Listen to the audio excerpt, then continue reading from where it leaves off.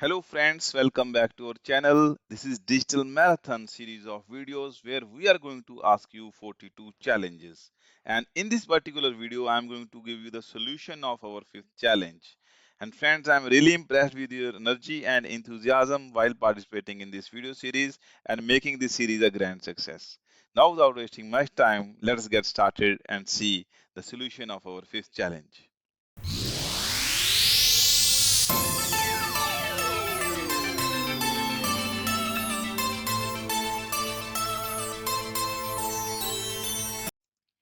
Let us see the challenge first.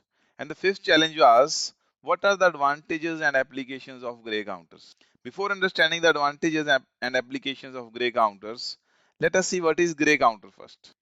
To understand gray counter, I have printed a table on the right hand side where the first column represents the numbers in the decimal form and the second column represents numbers in the gray form.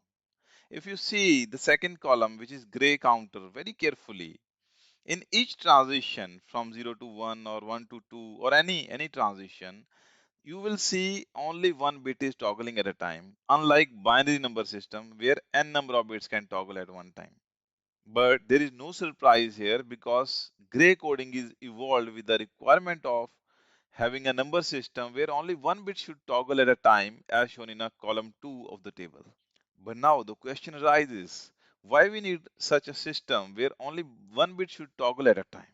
If you understood this requirement, then you will understand advantages and its applications very easily. In some applications, we need to transfer the value of a counter from one clock domain to the another clock domain. And there chances of metastabilities are very high. But gray counter ensures that only one bit is toggling at a time, so the synchronization structure becomes very easy, and it ensures that the metastability chances are reduced to a very great extent as compared to the binary counter. That is the reason why gray counters are used in async FIFOs also.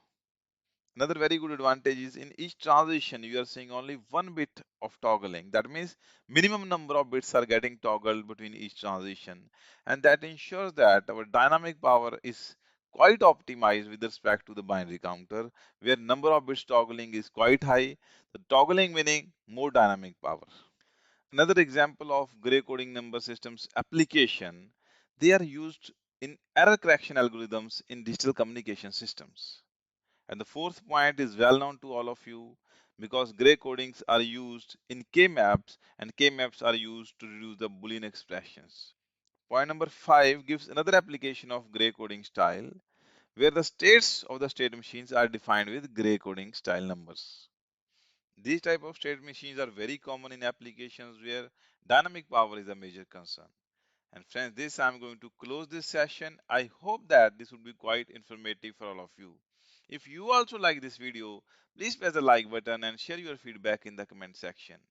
And in future also, we are going to create many such videos. So to be aligned with our channel, don't forget to subscribe it and press the bell icon to get the notification of all the upcoming videos. Thank you so much for watching and your support.